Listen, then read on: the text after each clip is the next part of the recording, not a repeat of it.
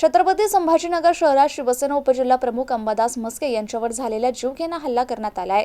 बाबा petrol pump चौकात गळाभेटीच्या बहाण्यानं हा चाकू हल्ला करण्यात आला असून प्रकरणी पोलिसांनी गुन्हा दाखल केलाय।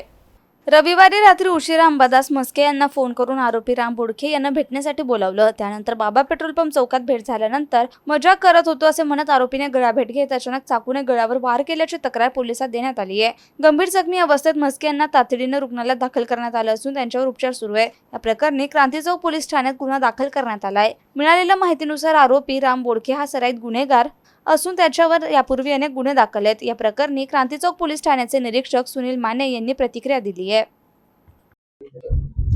काल रात्री 11:30 वाजता बाबा पेट्रोल पंप महावीर चौकात ट्रॅव्हल एजन्सीच्या समोर एक चाकू हल्ला झालेली घटना घडलेली आहे। त्यामध्ये अंबादास मस्के नावाची व्यक्ती जखमी आहे, त्यांच्यावरती औषध उपचार चालू आहे आणि राम बोडके नावाच्या आरोपीनं त्याच्यावरती चाकू हल्ला केलेला आहे।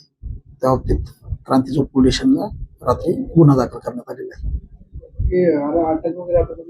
त्यामध्ये अटक नाहीये, कारण तो आरोपी पण जखमी आहे, त्याच्यावरती औषध उपचार चालू आहेत।